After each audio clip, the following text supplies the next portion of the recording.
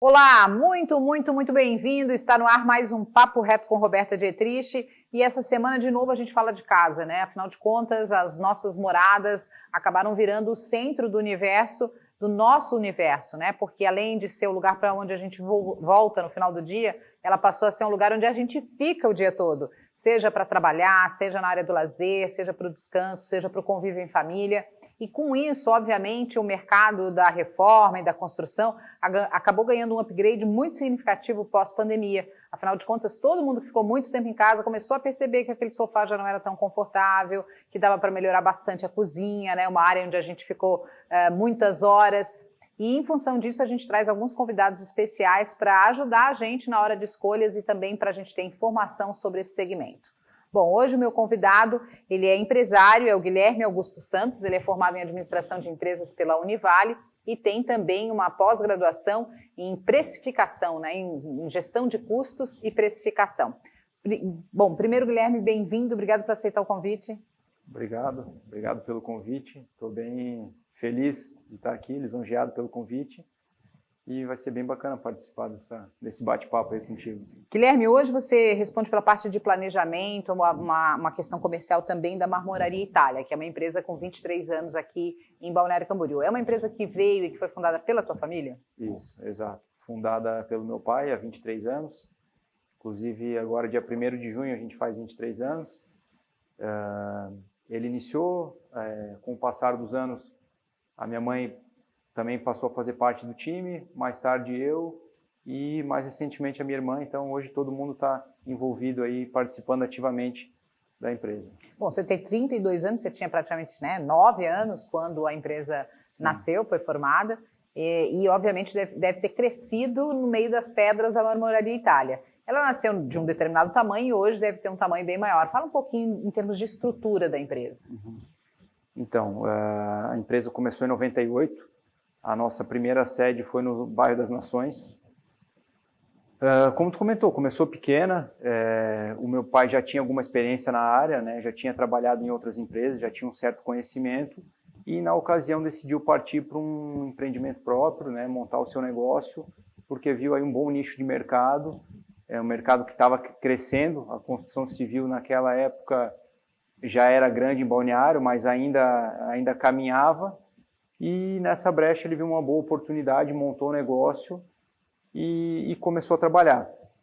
Então a gente ficou naquele endereço mais ou menos aí uns 10 anos, uma estrutura que cresceu aos poucos e depois desse tempo aí de 10 anos a gente mudou para Nova Esperança, que é onde a gente está hoje, próximo ali do centro de eventos, onde a gente daí ampliou bem mais o espaço, tem uma sede muito maior, escritório maior. A gente teve a necessidade de aumentar, porque o processo de beneficiamento mudou ao longo desses anos. Então a gente precisou incorporar aí máquinas, equipamentos que demandavam um espaço maior, e foi quando surgiu essa necessidade e a gente mudou daí para esse novo endereço. Hoje vocês têm um número expressivo de colaboradores, né, Guilherme? Sim, em torno aí de 50 colaboradores, sendo que 30 trabalham diretamente com a gente e 20 colaboradores terceirizados, que atuam mais pontualmente em alguns setores. Bom, eu queria aproveitar a tua experiência para dividir com a nossa audiência a questão da empresa familiar. Como é que é trabalhar no mesmo espaço com a irmã, com a mãe e com o pai? Sim, é um desafio. Eu imagino que para todas as empresas familiares é um desafio. O lado bom, o ponto positivo é que todo mundo trabalha com muita intensidade, com muito afinco, todo mundo quer ver a coisa andando para frente e andando forte, né? Acelerando para frente. O ponto não tão positivo é que as divergências de opinião acontecem quase sempre, né?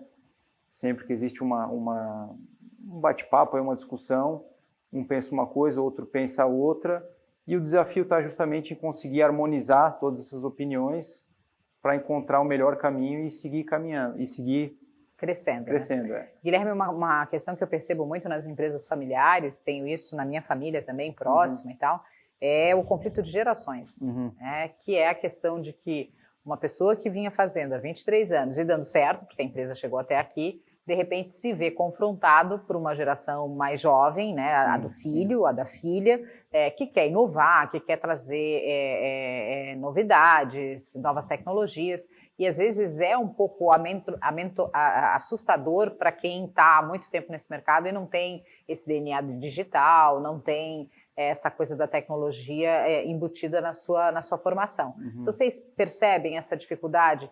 Os maiores conflitos são entre pais e filhos, no caso de vocês aí, e como é que vocês chegam a um meio termo? Porque também não dá para ignorar a experiência de quem fundou e de quem caminhou esse tempo todo. Uhum. Eu vejo como um maior desafio não é nem a tecnologia, mas sim o conflito, vamos dizer, entre modelos de gestão diferentes. Mas, como eu falei, esse desafio não é uma exclusividade nossa, que é uma empresa familiar. Eu acho que é um desafio de muitas empresas, principalmente empresas da nossa cidade, aqui de Balneário. Por que eu penso isso? A nossa cidade cresceu muito, e a gente tem hoje boas empresas na cidade, empresas de referência municipal, estadual, até nacional. E nesse desafio dos modelos de gestão, cada empresa vai encontrando o seu, mas, claro, o que funcionava de repente quando uma empresa foi fundada há 20 e poucos anos atrás era uma coisa. E hoje isso teve que ser adaptado, teve que ser atualizado para novas tecnologias, para um novo tipo de consumidor. E, claro, eu acho que o desafio está justamente nisso, entre esse equilíbrio, entre os dois tipos de gestão, vamos dizer, 3, 4, né, dependendo de quantas pessoas tem na empresa. Mas eu acho que não é nem tanto a parte da tecnologia, em sim... Modelo de gestão mesmo. Modelo de gestão, como cada um vê o mercado e o que cada pessoa vê do mesmo mercado, né? Porque às vezes eu e tu trabalhamos na mesma empresa, atendemos os mesmos clientes, mas eu tenho um ponto de vista e tu tem outro, né? E como é que você administra esses conflitos? Como é que vocês administram esses conflitos? No sentido de que havia uma antiga maneira, uma maneira de lidar não só com o consumidor, mas até com o colaborador internamente, e você já está há 10 anos, então nesses 10 anos você também já deve ter reavaliado algumas posturas em termos de relacionamento com os seus players, seja o fornecedor, seja o colaborador. Como é que vocês avançam nisso? Vocês trabalham com material humano, né? Tem muita máquina envolvida, muito material, né, físico, matéria-prima, mas é o material humano que transforma e que faz a diferença, no caso de vocês? Sim, sem dúvida. O nosso colaborador é quem dá o toque final, o talento final para qualquer peça, porque embora a tecnologia avançou também no nosso setor, ela ainda é uma parte do nosso setor e não o todo. Então, vamos dizer assim, o fator humano, esse nosso colaborador está presente e faz toda a diferença. Tanto é que a gente preza bastante pela manutenção da nossa equipe, por manter a mesma equipe há muito tempo. Hoje a gente tem colaboradores lá com mais de 20 anos de experiência e isso faz diferença. Então, acho que vamos dizer assim, o recurso humano, o capital humano, também é um desafio, mas é um desafio que é muito mais dinâmico. Então, tu consegue aprender com ele todo dia e, como tu falou, ir se moldando às necessidades e a cada demanda que vai aparecendo. Guilherme, saindo dos muros da empresa e olhando para o mercado e para a concorrência, você tem ideia do número de marmorarias na região? Você tem um levantamento? Eu sei que um tempo atrás eu tive contato com esse número e fiquei assustada. É um número bem alto, eu não sei te dizer assim com precisão o número de empresas hoje em Balneário. Mas eu tinha essa referência de mais de 300 marmorarias, se a gente levar em consideração a região, né? De Porto Belo a Sarras, vai. É isso mesmo? É um número bastante expressivo. Eu acredito que seja próximo disso aí. E como é que a gente concorre, né? Uma empresa como a Marmoraria Itália, com 30 funcionários, 50 funcionários, e com todos os impostos e com a visibilidade que tem, como é que você concorre com a marmoraria de fundo de quintal, por exemplo, que às vezes nem imposto paga? Sim. Então, até uma conversa que a gente tem com uma certa frequência lá na empresa, que é um dos desafios que a gente tem é justamente esse, né? Como é que eu penso? Eu entendo que a verdadeira diferenciação para a minha empresa que está nesse setor ou para qualquer outra, que seriam todas as empresas que eu comentei, né, que estão crescendo muito aqui em Balneário, é a profissionalização. Então, qualquer cliente hoje quer receber um serviço, quer receber um produto que tenha total qualidade e ele quer receber exatamente aquilo que ele comprou. Então, eu acho que a gente consegue competir com os outros concorrentes justamente focando nisso, em cada vez estar mais profissionalizado, em cada vez entregar para o cliente o produto que seja exatamente o que ele comprou, sem que haja o mínimo de divergência. Então, hoje a gente gosta de trabalhar muito com o nosso próprio estoque. Então, o cliente vai lá, escolhe o material dele, o material fica reservado, está disponível para o cliente fazer a obra dele. Tem muito mais uma personalização na execução do serviço, porque ele escolheu o material. Material natural, principalmente, tem muita variação. Então, às vezes, o lote A vem com um padrão de desenho, o lote B já vem com um padrão diferente. Não é que um seja melhor ou pior que o outro, mas são padrões de desenho que a natureza oferece para a gente, e às vezes o cliente se interessa mais por um padrão específico. Então, isso é uma coisa que acaba favorecendo e acaba, às vezes, deixando o cliente mais feliz, porque ele está fazendo a obra e, como tu comentou, as pessoas mudaram a forma como eles veem a sua casa, né? Então, o fato de ele poder escolher o que ele vai ter dentro da casa dele, no mínimo detalhe, eu acho que faz a diferença. Então, acho que isso é uma coisa que contribui para a gente, essa profissionalização, essa customização. E, claro, os clientes, todo cliente, inclusive eu, a gente quer saber que vai ter um produto de qualidade. Então, a gente também está investindo nisso, passando pelo capital humano, pelos nossos colaboradores com muito tempo de experiência, investindo também em máquina, equipamento, que vai daí cumprir o restante do papel, né? Tem coisas que a máquina faz, o restante o colaborador vai fazer, e esse mix perfeito aí que vai dar um acabamento, vai dar uma qualidade para o produto, que é exatamente o que o cliente precisa. Guilherme, ainda nessa linha de concorrência, Balneário Camboriú sofre o efeito aventureiro, né?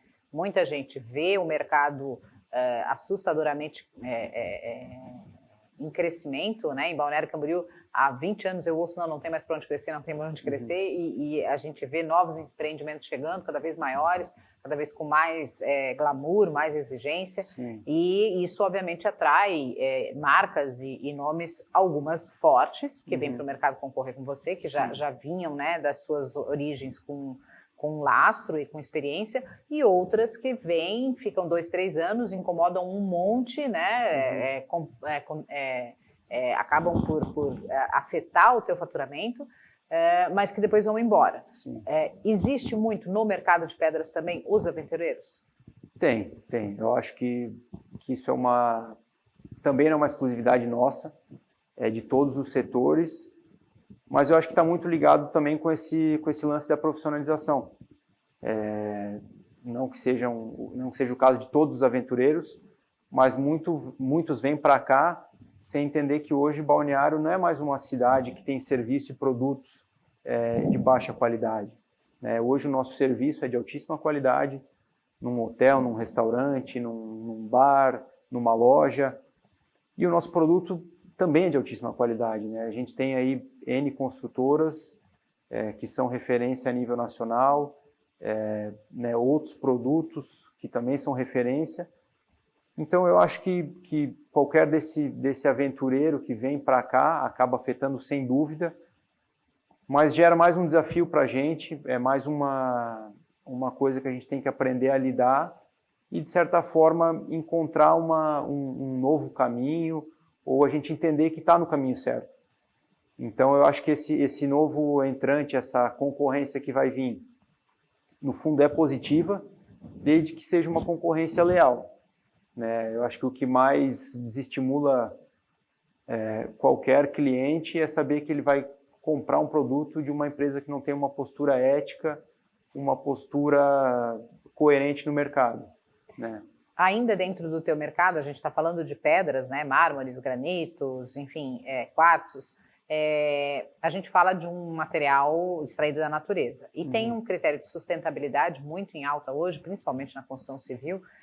Como é que vocês trabalham essa possível dicotomia que pode ter do mercado das pessoas? Mas eu vou comprar um material que está sendo extraído, até que ponto isso é sustentável ou não? Hoje, inclusive, isso é levado em conta, né, Guilherme? Sem dúvida, sem dúvida. Até na semana passada a gente teve um evento, né, que foi criado pelo Núcleo Catarinense, já a segunda ou terceira edição? Terceira edição. Um evento direcionado para profissionais da área. E dentro desse evento a gente abordou justamente isso, né, com um dos palestrantes.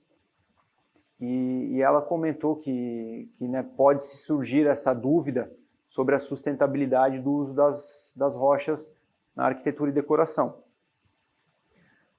Porém, se a gente analisar com um pouco mais vamos dizer assim, de técnica, essa exploração, a gente percebe que não é uma exploração que tem uma limitação curta, né? O recurso que a gente tem disponível é amplo e ele é um recurso que ele está em constante formação e transformação. Então, um dado interessante é que desde que se tem conhecimento da existência do mundo, né, do nosso planeta, a crosta terrestre já foi renovada 5 vezes. Ou seja, a pedra já veio, se formou uma vez, aconteceu alguma coisa, ela se formou novamente. Então, embora o período de análise é um período bem amplo, né, a gente está falando aí de bilhões de anos, é um material que está em constante formação, né? A gente pode citar como exemplo os granitos, que são rochas ígneas, que são basicamente formadas através de atividade vulcânica.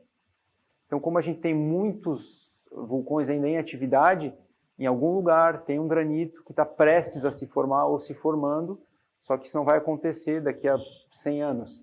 Às vezes vai demorar mais tempo ainda, sabe? Então, se eu analisar um período curto de tempo, é uma coisa, mas eu tenho que analisar o contexto como um todo, até porque uma rocha natural não se forma num período curto, sabe?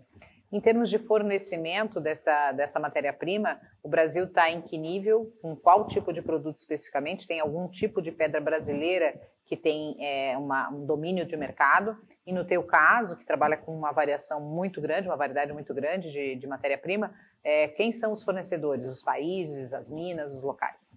Então, hoje qualquer brasileiro pode estufar o peito para falar, a rocha nacional é um produto assim almejado no mundo inteiro. Tanto é que as maiores empresas do Brasil hoje, elas estão aí divididas, né, quase que meio a meio entre mercado nacional e exportação. Porque vamos chamar assim, o gringo, né, ele vê muito bem, vê com bons olhos o material brasileiro, porque ele é um material de altíssima qualidade, de altíssima resistência, um material de pouca absorção e um material de uma beleza única. Então eles vêm para cá, eles olham aqueles materiais super desenhados, de cores mais variadas possíveis, eles ficam apaixonados. Tanto é que tem países que às vezes vêm para cá, né, claro, empresas desses países, vêm para cá e arrematam um lote inteiro, ou às vezes a produção de uma pedreira toda, para levar para o seu país e fazer uma obra grande, uma obra de destaque lá, porque o nosso material é visto com bons olhos, pela composição, pela qualidade, pelas cores, né, basicamente por esses motivos. Então hoje a gente está muito bem no mercado, né, em termos de qualidade de produto, a gente pode se comparar com países do exterior. E os outros países, claro, têm uma história muito mais longa, né? Países como a Itália, por exemplo, vamos dizer assim, é como se fosse o berço do mármore. Ainda tem uma certa vantagem com relação ao Brasil no maquinário, né? Ainda é mais fácil desenvolver uma máquina para explorar a rocha natural lá fora, por N fatores. Então eles ainda estão muito bem no mercado, né? Hoje os países aí com maior domínio seria a Itália, que tem muito material, Espanha tem bastante material, Turquia, Grécia tem bastante material também. Então toda aquela região ali que vai meio que costeando o Mediterrâneo, né? A parte sul da Europa tem bastante material, bastante pedreira, e cada vez eles estão descobrindo materiais novos e estão tendo acesso a novos materiais. É bem curioso isso, eu tive a oportunidade de visitar Roma e você pensa, né? E eu cheguei um dia que era o aniversário da cidade, aí tinham vários festejos, era um domingo, e que legal, aniversário de Roma, quantos anos? 1500, né? Nossa cidade aqui tem, né, as melhores cidades aqui, as mais antigas, tem 400, 500 anos. Sim. Inclusive, em Roma tem vários lugares ainda de escavação, eles ainda estão encontrando, claro que escavações do ponto de vista de análise da presença do homem, histórica, né, com objetivo histórico, mas se ainda hoje, né, eles ainda encontram nos sítios arqueológicos restos e sambaquis, e situações aí da história da humanidade, quem dirá pedras ainda, né, e minas e outras formas de extrair a pedra. Gente, o papo tá ótimo, mas eu tenho certeza que você tá aí em casa pensando, tá, mas mancha, não mancha, posso usar, é melhor granito, é melhor quartzo, é melhor mármore, qual é a diferença desse negócio todo? Mais nessa parte técnica que a gente entra no próximo bloco. Então você está convidado a não sair daí de jeito nenhum, porque eu volto já já nesse papo ótimo com o Guilherme.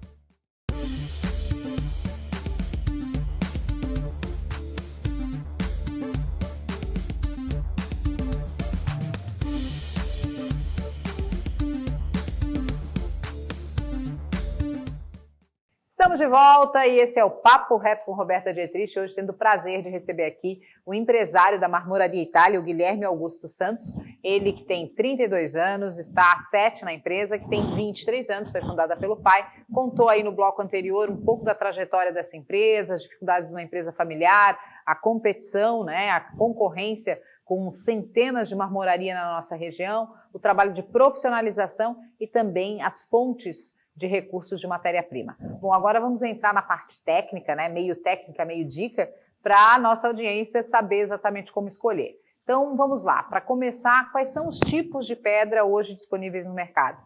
E aí eu estou falando como uma leiga, me vem granito, mármore e quartzos. O que temos além disso? Então, além disso, hoje a gente tem os quartzitos, a gente tem os ultracompactos, o Silestone é um quartzo também, porém de um outro fabricante. A gente tem os limestones, a gente tem ônix, a gente tem basalto. Basicamente a gente pode, vamos dizer, classificar com esses nomes. Claro, dentro desses aí tem subdivisões que daí são quase que infinitas. Os granitos ainda são os mais populares? Eles são bem populares ainda. Não posso te afirmar que são os mais, mas eles ainda são bem populares em função da qualidade do produto, da resistência que ele oferece. Bom, e onde é que eu aplico o quê? Então, assim, hoje a gente não pode mais ter um critério absoluto dizendo que eu posso usar tal material em tal aplicação. A gente tem recomendações, né, em função da resistência de um de outro, mas basicamente os granitos eu posso usar em praticamente todos os lugares. Os mármores eu também posso usar em quase todos os lugares, porém eu tenho algumas restrições, né, que são restrições mínimas, desde que o material seja bem aplicado e bem utilizado. Os quartzitos a mesma coisa, os limestones também. Então, alguma restrição eu teria no quartzo, que eu não posso usar ele onde tem muita exposição ao sol e áreas de calor intenso. Então seria assim a restrição mais pontual que a gente tem dentro desses materiais todos. E como é que a gente classifica? O que é de fato mármore, o que é granito e o que é quartzo? Que hoje são os 3 mais usados, né, Guilherme? E o quartzito também. E o quartzito. Então me diferencia, assim, do ponto de vista técnico, né, mas numa linguagem acessível para a nossa audiência, quais são as diferenças? Então, tecnicamente falando, né, é até um assunto que me fascina bastante. O granito é uma rocha ígnea composto por algum tipo de formação vulcânica. Aí também tem as subdivisões, né, formação vulcânica intraterrestre ou formação vulcânica que já foi expelida para fora. Ou seja, aquela lava que sai dos vulcões vira granito. Acaba virando um granito. Em algum momento vai virar um granito. E daí o que acontece? Então tem a lava que se resfria dentro da Terra e tem a que se resfria fora da Terra. Na verdade, o que está dentro do vulcão é o magma. Então o magma se resfria e forma um tipo de rocha. E quando ele sai para fora, tecnicamente ele é chamado de lava. Então também tem essa opção de ele se resfriar fora do vulcão, né, na superfície da Terra, também vai formar um tipo de pedra.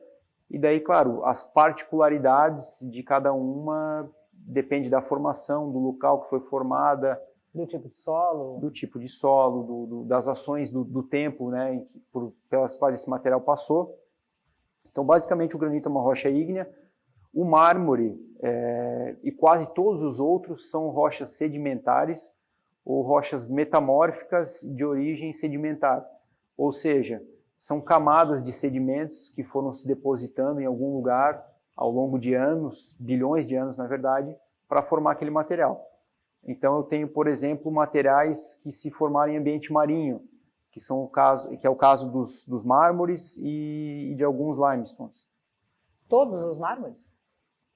Praticamente todos, mas não todos. Quando você fala, por exemplo, do mármore Carrara, que é um bem conhecido. Então, o mármore Carrara, ele se formou em um ambiente onde existia uma composição calcária. Assim, em linhas gerais, existiu algum tipo de resquício marinho ali. É interessante dizer, né? Porque, como você falou, são bilhões de anos da evolução da Terra, e onde hoje está determinado país, já foi deserto, já foi mar, já foi, né? A transformação do meio já aconteceu. Até porque a formação, vamos dizer assim, foge da nossa visualização de tempo, né? A formação desses materiais aconteceu muito antes de a gente estar presente aqui e muito antes de a gente poder registrar o que aconteceu, né?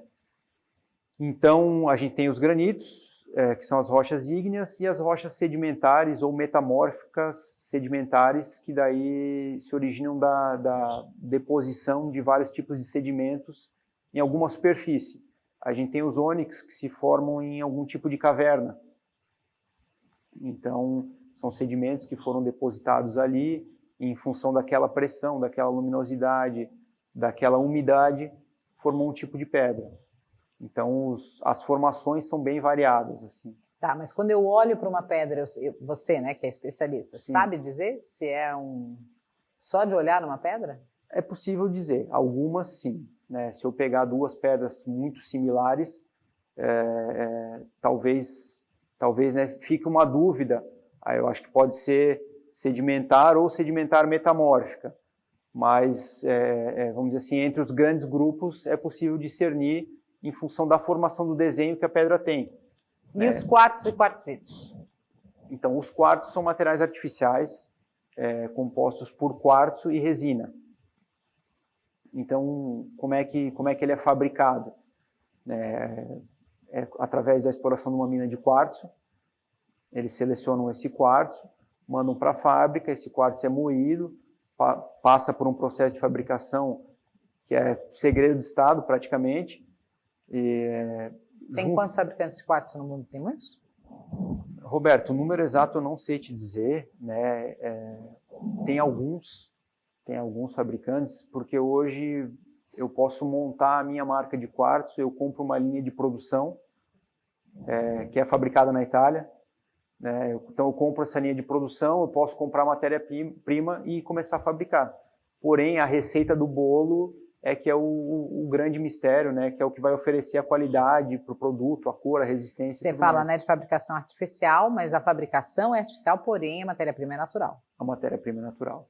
E os quartzitos? O quartzito é 100% natural, é uma pedra de origem sedimentar, que assim como o mármore, minerais sofreram a ação do tempo, ação de temperatura, de calor, e foi se acumulando na superfície ou dentro da terra, ou às vezes até começou na superfície e ele foi afundando para dentro da terra e se formou ali. Mas o quartzo o quartzito, aliás, é composto basicamente de quartzo, em torno de 75% de quartzo, que é o que oferece uma excelente resistência para o material. Ele é um material que dificilmente eu vou riscar ele com qualquer coisa. E 25%? 25% são outros minerais. Certo. E o quartzo que você falou, ele tem quanto por cento de quartzo propriamente dito? Em torno de 95%. E 5% de resina, basicamente. Isso, 5% de resina. Claro, entre os fabricantes, essa composição pode variar um pouco, mas basicamente é quartzo e resina. O Guilherme, você citou aí a Itália como uma referência, né, de matéria-prima e da forma como explora esse material, por ter muitos anos, né, de contato com esse material, mas nós temos os chineses chegando, fungando no cangote, como se diria, em termos de exploração e de produto, né? Alguns produtos, inclusive, a fabricação, a ideia, a receita vem da China? Sim. Então, hoje, de fato, eles estão bem fortes, bem atuantes no mercado. A questão dos artificiais, dos produtos artificiais, como o quartzo, eles aí atuam, né, quase que com a mesma intensidade que fabricantes de outros países, com um produto bom. Né? Hoje na China a gente tem bons produtos, eu imagino que para todas as áreas, mas claro, um fabricante com uma qualidade um pouco maior, outro um pouco menor, mas enfim, eles têm uma boa qualidade de produto e estão atuantes no mercado. Mas algumas coisas ainda, vamos dizer assim, o italiano ou até mesmo o beneficiamento nosso aqui para o material ainda tem qualidade superior ao deles. O Guilherme, tudo bem, eu estou lá na minha casa e você está com um pátio lotado aí de materiais. Onde é que eu aplico o teu produto? Né? Onde é que o mercado aplica o teu produto? A Barboraria Itália, ela atua. Roberto, a gente faz soleira de porta, a gente faz pisos inteiros, a gente faz bancadas, tampos, enfim, aonde a gente pode aplicar? Então, hoje... o céu é o limite. Basicamente isso. Onde tu pensar, tu pode aplicar a pedra, tanto a natural quanto a artificial. Como eu falei, a gente vai ter algumas restrições daí para cada produto, né? Mas assim, em termos de beneficiamento, eu posso colocar no piso, eu posso colocar na soleira, eu posso colocar na parede, eu posso colocar na fachada, eu posso colocar na bancada, no teto eu posso colocar. Então, assim, eu tenho algumas limitações físicas, né, quanto à forma do material, mas desde que eu tenha o produto certo, eu consigo executar praticamente tudo, né? Agora a gente está desenvolvendo uma linha de produtos decorativos e de linha de mesa. Então, até peças... Até móvel hoje eu posso ter, prato, copo, cinzeiro. Então, hoje as aplicações são quase que infinitas, né? Depende daí da criatividade de quem vai executar o projeto e, claro, da criatividade de quem vai executar o projeto pensado, né? Que daí a gente linka um pouco com a questão da experiência do profissional. Mitos e verdades a respeito desses produtos, tá? O que mancha? E quando, onde, de que forma? E mancha? Pode manchar, pode manchar. O que acontece?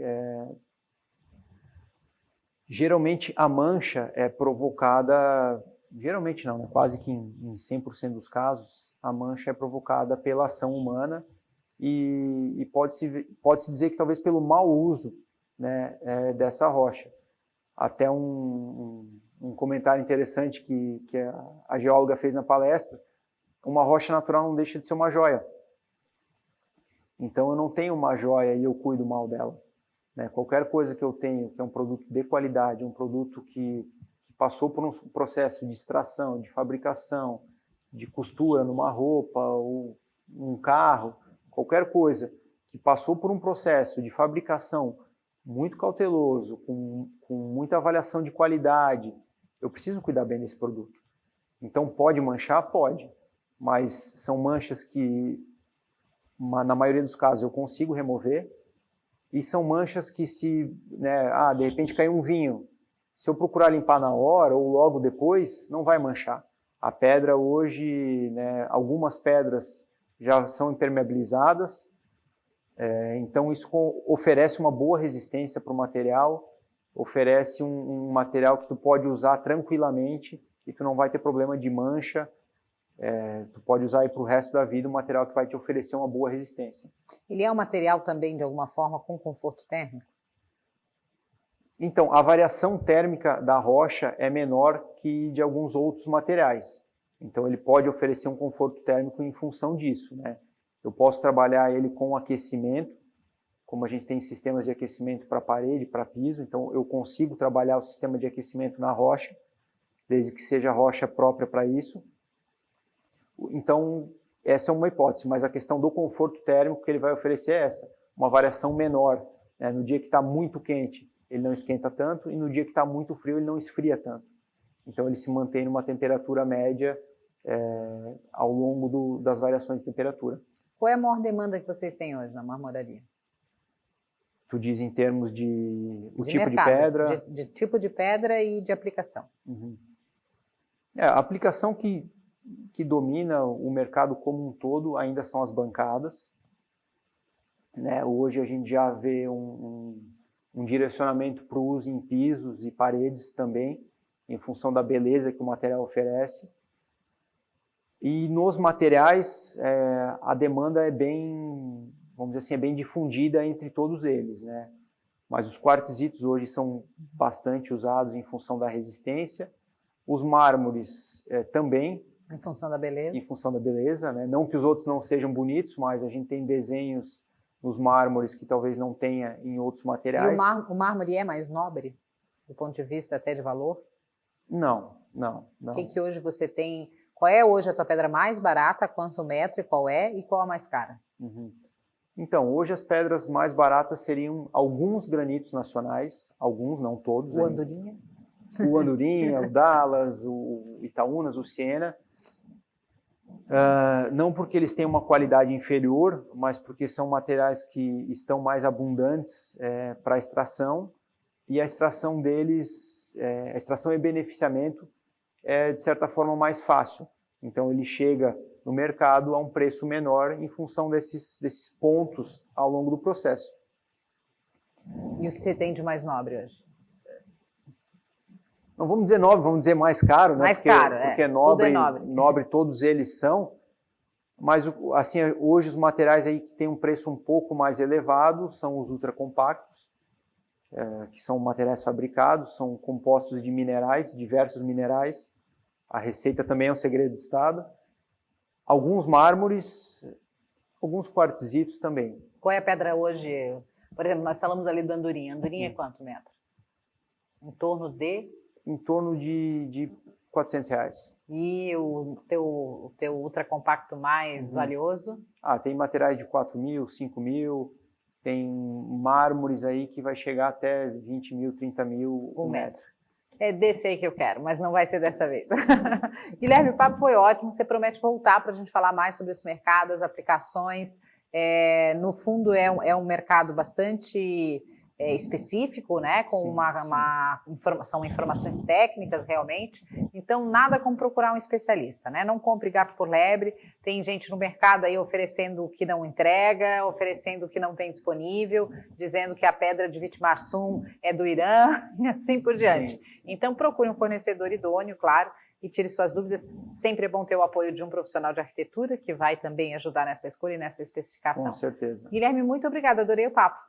Eu que agradeço pelo convite, foi bem bacana participar. Como tu falou, é muito válido nesse processo estar amparado por bons profissionais. E vale daí a investigação, né? Tanto no profissional de arquitetura, quanto no fornecedor que vai participar comigo da minha obra, vale a investigação presencial, né? Eu ir conhecer o profissional, conversar com ele, conhecer os materiais, ver eles pegar nos materiais, né? Entender um pouco sobre todo esse universo que é bem amplo e bem fascinante. Mas, mais uma vez, obrigado pelo convite, foi bem bacana participar. Eu que agradeço. Bom, gente, eu conversei aqui hoje com o Guilherme Augusto Santos, ele que é empresário da Marmoraria Itália e trouxe para a gente bastante informação importante aí para a gente fazer as nossas escolhas nas nossas casas. Espero que você tenha gostado do papo, eu adorei. Até a próxima.